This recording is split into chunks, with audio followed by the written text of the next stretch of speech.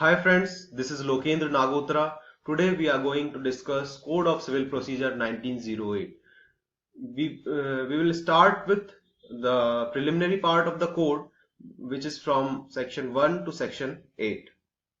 In section 1, it includes commencement of the act, extent of the act.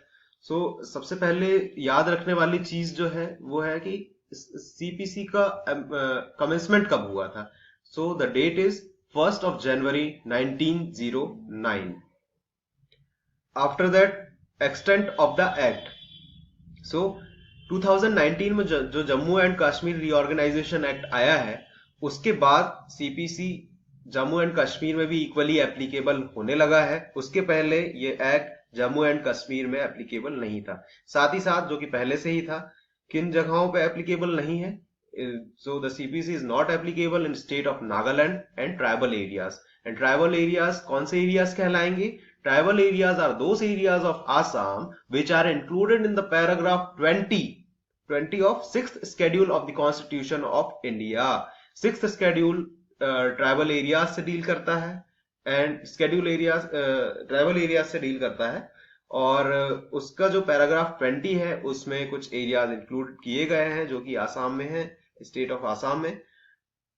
उन areas को tribal area कहते हैं और उन एरियाज पे सीपीसी एप्लीकेबल नहीं होगा. Also for there is a proviso to the exception. इस एक्सेप्शन का भी प्रोविजो है. उस प्रोविजो में ये कहा गया है कि state government, the concerned state government of state of Nagaland और स्टेट ऑफ आसाम, जहां पे जो आसाम में जो ट्राइबल एरियाज हैं उनके रिगार्ड में स्टेट गवर्नमेंट कभी भी via notification in their official gazette code के किसी भी प्रोविजन या पूरे कोड को एप्लीकेबल कर सकती है. सो जब भी ये ऑफिशियल गैजेट में नोटिफाई करेंगे उसके बाद से जो भी प्रोविजन या फिर पूरा code as per their notification वो एप्लीकेबल हो सकेगा. Next to that, operation of the act. सबसे पहली चीज ये है इस कोड की कि कोड रेट्रोस्पेक्टिव नहीं है. The code is prospective in nature, which means यदि कोई भी अमेंडमेंट आता है तो वो अमेंडमेंट का जो एप्लीकेशन होगा वो प्रीवियस डेट से नहीं होगा, या तो उस अमेंडमेंट में जो डेट नोटिफाई की गई है उस डेट या उसके आगे फ्यूचर में ही जो भी अमेंडमेंट होगा वो एप्लीकेबल होगा. दूसरा ये है कि the code is exhaustive on those matters which are specifically given under the code. and जो चीज नहीं दी गई हो, क्योंकि at the time of making this act legislature couldn't think of every possibilities which can come up in future, इसीलिए उन्होंने एक specific provision यहाँ पे डाला हुआ है which is 151, जो कि inherent power of civil code से डील करता है. Inherent power of civil codes वो पावर्स होते हैं जब कोड में जब प्रैक्टिकली ऐसी कोई सिचुएशन आ जाती है जो कि कोड में प्रोवाइडेड नहीं है. तो to deal with those kind of situations, civil code can exercise their inherent power under section 151. So in cases में एग्जॉस्टिव नहीं है, लेकिन किन मैटर्स में एग्जॉस्टिव है जो कि ऑलरेडी कोड में स्पेसिफिकली दिए गए हैं. देन उसके बाद हम आते हैं स्कीम ऑफ द एक्ट. तो इस एक्ट की क्या स्कीम है? सबसे पहले तो इसमें 158 सेक्शंस दे रखे हैं जो कि सब्सटेंटिव इन नेचर है. सब्सटेंटिव इन नेचर जो कि पार्टीज के राइट्स को, उनकी लायबिलिटीज को, उनको क्या करना है क्या नहीं करना है, ये सारी चीजें दी हुई है. और दूसरा पार्ट है ऑर्डर्स. ऑर्डर्स कितने हैं? 51. तो एक पोर्शन है सेक्शंस का, एक पोर्शन है ऑर्डर का. सेक्शंस सब्सटेंटिव है, ऑर्डर्स प्रोसीजरल है. उसका दूसरी चीज ये है कि यदि इन केस ऐसी कोई सिचुएशन अराइज हो जाती है जहां पे सेक्शंस में जो चीजें दी हुई है वो चीज इनकंसिस्टेंट हो रही है किन से? प्रोविजंस जो दे रखे हैं ऑर्डर्स में. तो in case of inconsistent, and why? Because sections are made by legislatures and can only be amended by legislatures, while in case of orders it can be made or modified or amended by any of high courts. Now let's come to the most important part, जहां से एक question तो 100% है बनता है, एक से ज्यादा ही बनते हैं लेकिन एक का 100% श्योर है, which is definition part. तो सबसे इसमें 20 definitions दे रखी हैं कोड के अंदर, but we will only cover those definitions which are important from examination point of view. First is decree. Decree is given under section 2 subsection 2. Decree already हमने cover कर चुका है अपने प्रीवियस वीडियो में, but for the purpose of revision एक बार हम लोग देख लेते हैं. तो डिक्री क्या होती है? Decree is formal expression of an adjudication of a suit which conclusively determines the rights of the parties with respect to all or any matters in controversy. मतलब एक फॉर्मल एक्सप्रेशन होगा किस चीज का? एडजुडिकेशन का. एडजुडिकेशन भी किस चीज में होगा? सूट में, जो कि क्या करेगा? कॉन्क्लूसिवली डिटरमाइन करेगा राइट्स ऑफ द पार्टीज को विद रिस्पेक्ट टू एनी और all matters in controversy. Decree से रिलेटेड कुछ पॉइंट्स हमें हमेशा याद रखने की जरूरत है कि पहला जो रिजेक्शन ऑफ प्लेंट होता है और determination of any question under with in section 144, ये दोनों डीम्ड डिक्री कहलाती हैं. तो रिजेक्शन ऑफ प्लेंट को भी डिक्री माना गया है, और जो 144 में रेस्टिट्यूशन की एप्लीकेशन लगाई जाती है उसका भी डिटर्मिनेशन डीम्ड डिक्री की कैटेगरी में आता है. 144 जो रेस्टिट्यूशन है उसमें ये होता है कि यदि कोई भी रिवीजन में या अपील में कोई भी हायर कोर्ट किसी भी डिसीजन को ऑल्टर करता है या अमेंड करता है, तो उन केसेस में जो rights of the parties reshuffle होते हैं उनको एडजस्ट करने के लिए एक एप्लीकेशन लगाता जो डिक्री होल्डर है एप्लीकेशन लगाएगा, और उसमें जो भी डिटर्मिनेशन होगा उसे भी डिक्री की कैटेगरी में इंक्लूड किया गया है. Also it does not include ऐसे एडजुडिकेशंस जिनकी ऐसे एडजुडिकेशन जो कि ऑर्डर के तौर पे जिनकी अपील की गई हो. मतलब ऐसे ऑर्डर्स जो कि अपीलेबल थे और उसमें यदि कोई एडजुडिकेशन हुआ है, that adjudication would not come under the definition of decree. Second thing is any order for the dismissal for default के कारण कोई भी सूट डिसमिस हुआ है तो उसमें जो भी ऑर्डर आएगा वो भी डिक्री की कैटेगरी में इंक्लूड नहीं होगा.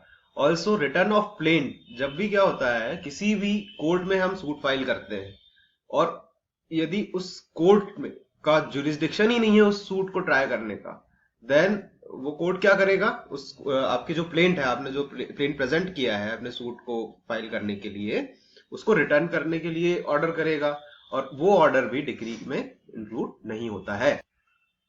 Next definition is of order. Order की डेफिनेशन दे रखी है सेक्शन 2 सबसेक्शन 14 में. इन चीजों को आप बिल्कुल याद रख लीजिए, जो नंबर्स हैं ये काफी बार पूछे जाते हैं एग्जाम्स में.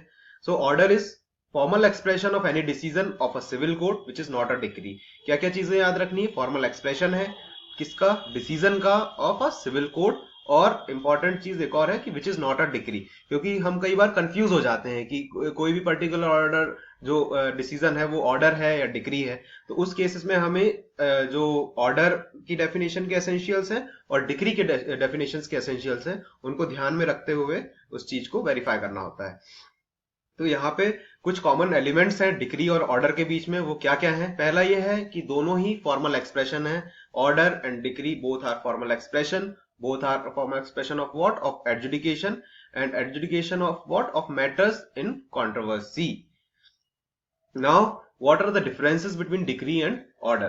तो basically there are some differences. पहला ये है कि जो डिक्री पास होगी वो हमेशा एक ही केस में पास होगी जब आप प्लेंट को प्रेजेंट करेंगे. Only on presentation of plaint he decree can be passed. In case of order, presentation of plaint से में भी आप ऑर्डर ले सकते हैं. पेटिशन जब आप फाइल करते हैं तब भी ऑर्डर ले सकते हैं, या फिर आपने कभी एप्लीकेशन कोई दिया हुआ है उसका भी जो डिसीजन होगा वो भी ऑर्डर कहलाया जा सकता है. लेकिन पेटिशन और एप्लीकेशन के केस में डिक्री कभी भी पास नहीं होगी. दूसरी चीज ये है कि डिक्री हमेशा कॉन्क्लूसिवली डिटरमाइन करती है राइट्स ऑफ द पार्टीज को, while in case of order ऐसा नहीं होता है. वो कॉन्क्लूसिवली डिटरमाइन कर भी सकता है और कॉन्क्लूसिवली डिटरमाइन नहीं भी कर सकता है किसी पार्टी के राइट्स को. नेक्स्ट चीज ये है कि किसी भी एक सूट में जो फाइनल डिक्री होगी वो सिर्फ एक ही होगी. इसका सिर्फ एक एक्सेप्शन होता है. कई बार कई कॉज ऑफ एक्शंस को ज्वाइन कर लिया जाता है. उन केसेस में एक से ज्यादा डिक्री हो सकती है, लेकिन जनरल रूल यही है कि किसी भी एक सूट में एक ही फाइनल डिक्री होगी. while in case of orders there may be number of orders which can be passed by a court. दूसरा है all decrees are appealable except consent decree. एक होता है कॉम्प्रोमाइज डिक्री जो कहलाती है, जहां पे सेक्शन 96 में सेक्शन 96 सबसेक्शन 3 में आई थिंक दे रखा है जहां पे कॉम्प्रोमाइज डिक्री होती है, जहां पे दोनों पार्टीज आपस में अपने टर्म्स को सेटल करके फिर कोर्ट का अप्रूवल लेके जो डिक्री पास होती है, वो डिक्री एक ऐसी डिक्री है जो कि अपीलेबल नहीं होती है। उसके अलावा जितनी भी डिक्रीज होती हैं सारी अपीलेबल होती हैं जनरली। ऑर्डर्स के केस में ऐसा नहीं है। Only those orders which are given under section 104 और अंडर ऑर्डर 43 रूल 1, यही सब ऑर्डर्स सिर्फ अपीलेबल होंगे। इनके अलावा कोई भी ऑर्डर अपीलेबल नहीं होगा। Also next difference is with respect to the second appeal. जहां जहां पे दे रखा है, जैसे कि सेक्शन 100 में दे रखा है कि सेकंड अपील कब फाइल होगी, कहां फाइल होगी, हाई कोर्ट में फाइल होती है, उसमें भी कुछ दे रखा है। आई थिंक कि ऐसे क्वेश्चंस जो कि substantial question of law code से डील करते हैं, उन्हीं डिक्रीज का जो है सेकंड अपील होगी और बाकी डिक्रीज की सेकंड अपील नहीं होगी। लेकिन कुछ केसेस में सेकंड अपील हो सकती है। while in case of orders there is no such concept of second appeal। दूसरा लास्ट डिफरेंस ये है कि a decree can be preliminary and can be final or can be partly preliminary and partly final। while in case of orders इसमें कोई भी preliminary और final का concept नहीं होता है, order अपने आप में सिर्फ order होता है। Next definition is of decree holder, which is given under section 2 subsection 3, which says any person in whose favor a decree has been passed or an order capable of execution has been made। वैसे तो कहने को ये decree holder है, लेकिन जिसके favour में decree pass की गई है या जिसके फेवर में ऐसा ऑर्डर पास किया गया है जो कि केपेबल ऑफ एग्जीक्यूशन है, वो भी डिक्री होल्डर कहलाएगा। मतलब कि चाहे वो ऑर्डर का केस हो या डिक्री का केस हो, दोनों ही केस में जिसके फेवर में वो चीज गई है उसे डिक्री होल्डर कहेंगे। Next important definition is of जज, which is given under section 2 subsection 8। जज क्या होता है? जज होता है presiding officer of a civil court. Civil court का जो प्रिसाइडिंग ऑफिसर होगा वो जज होगा। इसके अलावा कोई भी पर्सन को आप सीपीसी के अंदर जज नहीं कहेंगे। Next important definition is of judgment, which is given in section 2 subsection 9। What is judgment? Judgment is a statement given by a judge on grounds of decree or order। तो important चीज यहाँ पे जो ध्यान में रखने वाली ये है कि कोई भी जजमेंट जो कि ग्राउंड बेस्ड ना हो, जिसमें कोई रीजंस नहीं दिए हैं, जिसमें आपको आपके डिक्री या ऑर्डर के ग्राउंड्स नहीं दिए कि किस ग्राउंड्स में हम ये डिक्री दे रहे हैं, पास कर रहे हैं या ऑर्डर दे रहे हैं, यदि वो ग्राउंड्स नहीं है तो वैसा स्टेटमेंट जजमेंट नहीं कहलाएगा। वही स्टेटमेंट जजमेंट कहलाएगा जिन डिक्रीज जो डिक्री पास की गई है, ऑर्डर दिया गया है, उसमें उसके ग्राउंड्स दिए गए हों। Next important definition is of legal representatives, which is given under section 2 subsection 11। legal representatives कौन होते हैं?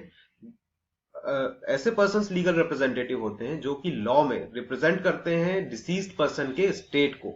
कोई भी डिसीज पर्सन है, मतलब कि जिस पर्सन की डेथ हो गई है, और लीगली यदि उसके स्टेट को जो भी पर्सन रिप्रेजेंट कर रहे हैं, वो पर्सन ऑटोमेटिकली इस डेफिनेशन के अंदर लीगल रिप्रेजेंटेटिव्स कहलाते हैं।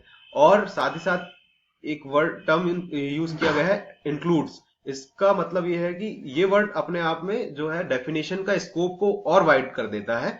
कैसे कर देता है? कि any person who intermeddles with the state of a deceased person, मतलब कि apart from the relatives of deceased, यदि कोई भी पर्सन हो, चाहे वो एडमिनिस्ट्रेटर हो सकता है या फिर एग्जीक्यूटर हो सकता है, जो भी इंटरफेयर करता है डिसीज के स्टेट्स के साथ, तो वो जो पर्सन लीगल रिप्रेजेंटेटिव की कैटेगरी में आ जाएगा। तीसरी चीज इसमें ये इंक्लूड की गई है कि इफ अ पार्टी सूज और is sued in a representative character, मतलब कि ऑलरेडी एक पर्सन या तो सूट फाइल कर रहा है या उसके अगेंस्ट कोई सूट फाइल किया गया है रिप्रेजेंटेटिव कैरेक्टर में, मतलब कि किसी और जो सब्जेक्ट मैटर है किसी और का था, लेकिन जिसके अगेंस्ट सूट फाइल किया जा रहा है या जो सूट फाइल कर रहा है वो रिप्रेजेंटेटिव कैरेक्टर में कर रहा है, तो उसकी डेथ पे जिस पर्सन पे जो स्टेट डिवॉल्व होगा वो पर्सन भी लीगल रिप्रेजेंटेटिव की डेफिनेशन में आ जाएगा। I hope that's clear to you. Next definition, which is important for us, is mean profit, which is given under section 2 subsection 12। What is mean profit? Mean profit एक ऐसा profit होता है जब कोई भी एक पर्सन किसी दूसरे की प्रॉपर्टी में, इमूवेबल प्रॉपर्टी में रॉन्गफुल पोजेशन से रह रहा हो और उस रॉन्गफुल पोजेशन के दौरान उसने एक्चुअली कोई प्रॉफिट अर्न किया है, या he might have earn with ordinary diligence जो भी प्रॉफिट यदि उसने गेन किया हो या उसके द्वारा गेन किया जा सकता था ऑर्डिनरी डिलीजेंस से, वो प्लस उसका इंटरेस्ट, उस प्रॉफिट पे जो भी इंटरेस्ट बन रहा है, उन दोनों को यदि मिला दिया जाए तो वो मीन प्रॉफिट कहलाता है। क्या कहलाता है मीन प्रॉफिट? कोई भी पर्सन किसी और की प्रॉपर्टी में, इमूवेबल प्रॉपर्टी में यदि रॉन्गफुली पोजेशन में है, प्लस उस पोजेशन से वो जो रॉन्गफुल पोजेशन में है वो पर्सन यदि प्रॉफिट कमा रहा है या प्रॉफिट कमा सकता था, प्लस उसका इंटरेस्ट जो भी अमाउंट होगा, जो भी वैल्यू होगी, उसे हम मीन प्रॉफिट बोलते हैं। लेकिन इसमें क्या चीजें इंक्लूड नहीं होगी? एक चीज इंक्लूड नहीं होती, ऐसे इंप्रूवमेंट्स के कारण यदि उसे प्रॉफिट हुआ है, जो कि उस पर्सन ने, जो कि रॉन्गफुल पोजेशन में है प्रॉपर्टी के, उसने ऐसा कोई भी इंप्रूवमेंट किया है और उस कारण से उसने यदि कोई प्रॉफिट गेन किया है, तो उस केस में मीन प्रॉफिट में वो वाला प्रॉफिट इंक्लूड नहीं होगा। फॉर एग्जाम्पल, किसी ए ने बी की प्रॉपर्टी में रॉन्गफुली कब्जा कर लिया, ट्रेसपासर है ए, किसकी प्रॉपर्टी में? बी की प्रॉपर्टी में। अब उसने क्या, मान लीजिए वो प्रॉपर्टी क्या थी? एक हाउस था, उसमें उसने कब्जा करके रख लिया है। एक टेनेंट, मान लीजिए पहले टेनेंट था लेकिन अब उसकी टेनेंसी खत्म हो गई है, उसके बाद भी वो कंटिन्यूअसली पोजेशन में है। तो जब भी मीन प्रॉफिट की बात आएगी तो उसमें वही मीन प्रॉफिट इंक्लूड होगा जो कि ऑर्डिनरीली उस प्रॉपर्टी से जो ओरिजिनल ओनर है वो एक्सट्रैक्ट कर सकता था। यहाँ पे यदि हाउस है तो वो क्या एक्सट्रैक्ट कर सकता था? वहां पे रेंट एक्सट्रैक्ट कर सकता था। और जो टेनेंट था वो उसी नेचर में पोजेशन में था कि वो रेंट पे कर रहा था पहले, लेकिन अब जब उनकी टेनेंसी टर्मिनेट हो चुकी है, उसके बाद उसका राइटफुल पोजेशन खत्म हो गया, उसके बाद भी वो वहां पे है, तो उसका राउंडफुल पोजेशन था। तो जितना रेंट उसने एक्चुअली प्रॉफिट के तौर पे रेंट उसने नहीं दिया है, तो वो उसका तो प्रॉफिट हो गया क्योंकि उसने रेंट नहीं दिया है। या मान लीजिए वो खुद नहीं रह रहा है लेकिन उसके पोजेशन में है, तो किसी कोई और रेंट पे रह सकता था, तो वो वाला जो माइट है, वो अर्न्ड वाला जो पोर्शन है उसमें कवर होता है। Next definition is foreign court which is given under section 2 subsection 5। Foreign courts क्या होते हैं? ऐसे courts which are situated outside India and which are not established by the authority of central government. मान लीजिए यदि कोई कोर्ट है जो कि आउटसाइड इंडिया में सिचुएट है, लेकिन वो सेंट्रल गवर्नमेंट की अथॉरिटी से बना हुआ है, एस्टेब्लिश हुआ है, तब वो फॉरेन कोर्ट की कैटेगरी में नहीं आएगा। तो दो चीजें एक साथ होनी चाहिए। पहला ये है कि सिचुएटेड आउटसाइड इंडिया, पहली कंडीशन, और साथ ही साथ सेंट्रल गवर्नमेंट की अथॉरिटी से एस्टेब्लिश नहीं किया गया हो। Next definition is foreign judgment next to foreign courts which is given under section 2 subsection 6। Foreign judgment ऐसे जजमेंट होते हैं जो कि फॉरेन कोर्ट के द्वारा दिए गए हो, पास किए गए हो। सिंपल।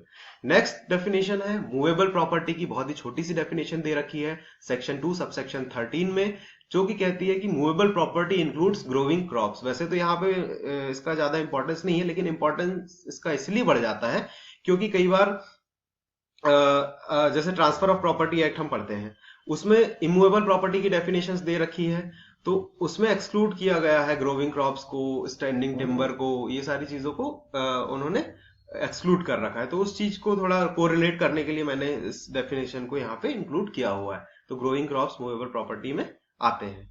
ओके, नेक्स्ट डेफिनेशन आती है पब्लिक ऑफिसर की। पब्लिक ऑफिसर दे रखा है सेक्शन 2 सबसेक्शन 17 में। टोटल 8 क्लासेस ऑफ ऑफिसर्स जो है सीपीसी के अंदर, पब्लिक ऑफिसर्स के अंदर आते हैं।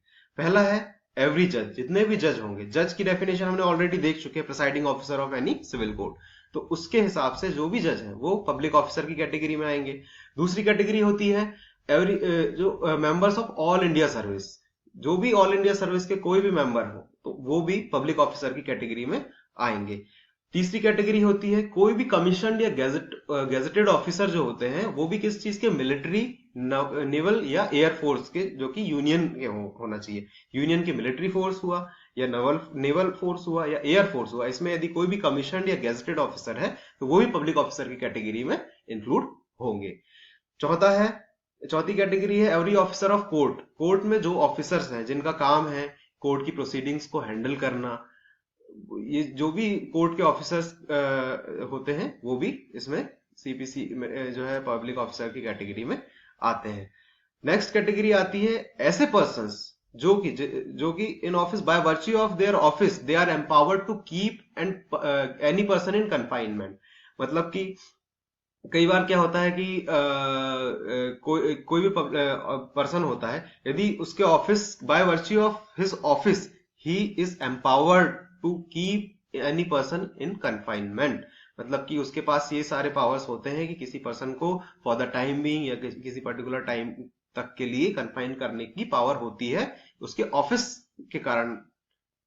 नेक्स्ट जो कैटेगरी है, which is basically police officers, जिनकी क्या ड्यूटी होगी कि to prevent offences, to give information of offences, to bring offenders to justice, और to protect the public health, safety और कन्वीनियंस। ये सारे काम जिन ऑफिसर्स के होंगे वो भी पब्लिक ऑफिसर की कैटेगरी में इस डेफिनेशन के अंदर आ जाते हैं। नेक्स्ट कैटेगरी होती है ऐसे officers who deals with the property on behalf of the government, or to make contract on behalf of the government, or to perform any revenue process on behalf of the government, or any officer which looks after the pecuniary interest of government, they also come under the definition of public officer. And the last category which is given under CPC is कि ऐसे officers जो कि government की service में है या फिर government से पेमेंट ले रहे हैं या किसी भी तरह का रेम्यूनरेशन और फीस ले रहे हैं for performing any public duty, ऐसे ऑफिसर्स की कैटेगरी भी पब्लिक ऑफिसर्स में आ जाते हैं। अब इसके बाद लास्ट 2 डेफिनेशंस बचती हैं जो कि इंपॉर्टेंट है। पहले मेरी नजर में इंपॉर्टेंट नहीं हुआ करते थे, लेकिन रिसेंटली अभी जो राजस्थान जुडिशरी हुई है नवंबर मंथ में, उसमें ये दोनों डेफिनेशंस में से क्वेश्चन आए हैं, इसलिए मैंने इन दोनों को यहाँ पे इंक्लूड किया है। क्या क्या है? शेयर इन कॉर्पोरेशन, जो कि सेक्शन 2 सबसेक्शन 19 में दे रखा है।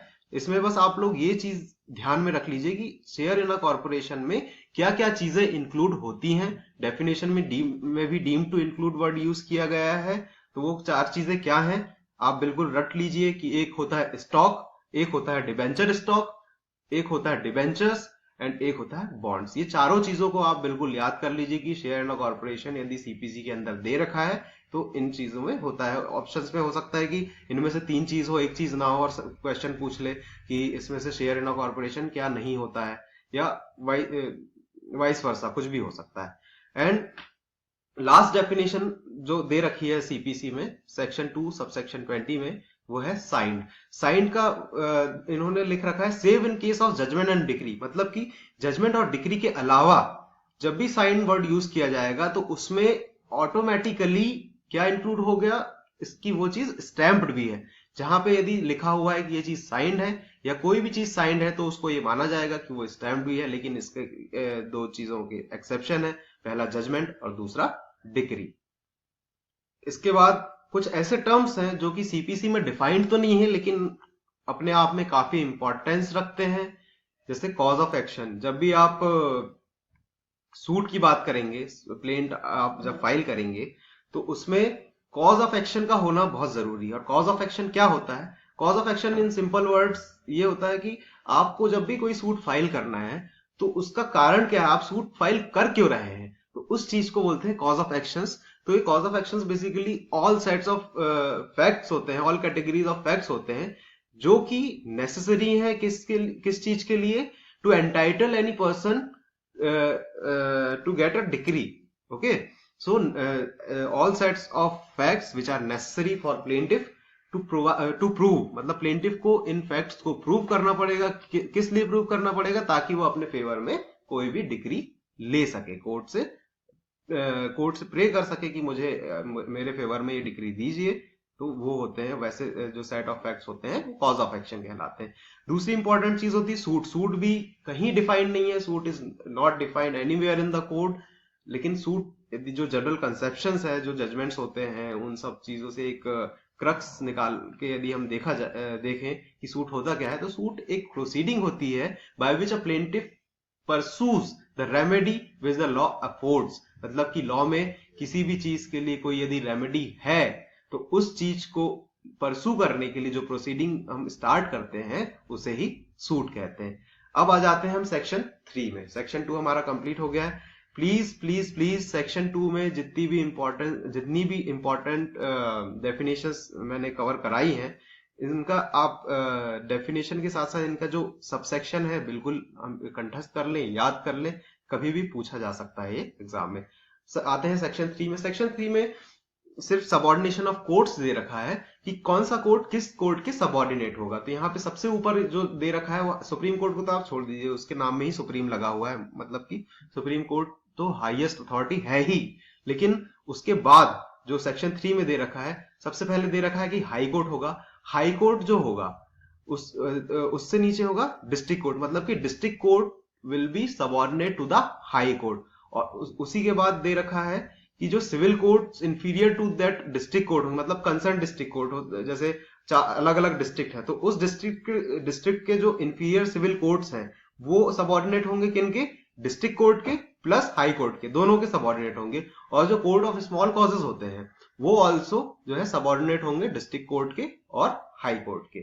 उसके बाद अपना नेक्स्ट सेक्शन जो होता है वो आ जाता है सेविंग्स का। सेक्शन 4 इस चीज से डील करता है। इसमें बोलता है in the absence of any specific provisions to the contrary, मतलब कि यदि कोई भी स्पेसिफिक प्रोविजन जो कि कॉन्ट्ररी हो किसी भी पर्टिकुलर चीज के, यदि वो ऐसा नहीं है, वहां कोई भी स्पेसिफिक प्रोविजन कॉन्ट्ररी यदि नहीं जा रहा है, तो जो इस कोड में इंक्लूडेड है, इस कोड में कोई भी चीज उस चीज को लिमिट नहीं करेगी या अदरवाइज अफेक्ट नहीं करेगी। किस चीज को अफेक्ट नहीं करेगी, यदि मान लीजिए किसी पर्टिकुलर जगह पर, किसी पर्टिकुलर लोकल ज्यूरिसडिक्शन पे कोई स्पेशल लॉ या लोकल लॉ वहां पे इन्फोर्स में है, या कोई स्पेशल ज्यूरिसडिक्शन या पावर किसी कोर्ट को दे रखा गया है किसी स्पेशल एक्ट के अंदर, और साथ ही साथ सीपीसी में कोई भी ऐसा प्रोविजन नहीं है जो कि उस चीज को कॉन्ट्राडिक्ट कर रहा है, तो जो ऑलरेडी वहां पे इन्फोर्स यानी स्पेशल लॉ या लोकल लॉ है या स्पेशल ज्यूरिसडिक्शन या पावर कन्फर किया गया है वो प्रिवेल करेगा। नाउ सबसेक्शन 2 ऑफ सेक्शन 4 ये कहता है कि इस कोड में कोई भी प्रोविजंस उस चीज को अफेक्ट या लिमिट नहीं करेंगे जहां पे किसी लैंड होल्डर या लैंडलॉर्ड को किसी स्पेशल लॉ के अंदर कोई प्रिविलेज दिया गया है, उसको रिकवरी ऑफ रेंट के लिए कोई भी रेमेडी दी गई है, तो उस चीज में सीपीसी प्रिवेल नहीं करेगा। वो स्पेशल जो लॉ है या जो भी लोकल लॉ है जहां पे रिकवरी ऑफ रेंट के लिए यदि रेमेडी प्रोवाइड की गई है किसी भी लैंडलॉर्ड को या लैंड होल्डर को, तो वो वाले लॉस प्रिवेल करेंगे। उसके बाद आ जाता है सेक्शन 6 जो कि पेक्यूनरी ज्यूरिसडिक्शंस की बात करता है। इसमें सिंपल सी एक चीज दे रखी है कि कोई भी सिविल कोर्ट अपने पेक्यूनरी ज्यूरिसडिक्शन जो कि कहीं यदि दे रखी है तो उससे ज्यादा के वैल्यू के जो सब्जेक्ट मैटर के सूट होंगे उनको एंटरटेन करने के लिए कैपेबल नहीं होगा। एमपी जैसे फॉर एग्जांपल एमपी में एमपी सिविल कोर्ट्स एक्ट है 1958 का, उसके सेक्शन 6 में क्लियरली दे रखा है कि किसी भी सिविल जज क्लास 1 की क्या पेक्यूनरी लिमिट होंगी, सिविल जज क्लास 2 की क्या पेक्यूनरी लिमिट होंगी, और डिस्ट्रिक्ट जज और असिस्टेंट डिस्ट्रिक्ट जज की क्या पेक्यूनरी लिमिट्स होगी। वैसे जहां तक मुझे याद है सिविल जज क्लास 2 की 10,000 तक की पेक्यूनरी लिमिट है, और सिविल जज क्लास 1 की 25,000 तक की पेक्यूनरी लिमिट है। उसके ऊपर की जो वैल्यू के यदि सूट आते हैं तो वो एंटरटेन करने के लिए केपेबल नहीं होते हैं। और जो असिस्टेंट डिस्ट्रिक्ट जज है और डिस्ट्रिक्ट जज की जो पेक्यूनरी लिमिट है वो अनलिमिटेड है। सो हमारा आज का ये वीडियो यहीं पे खत्म होता है। Thank you.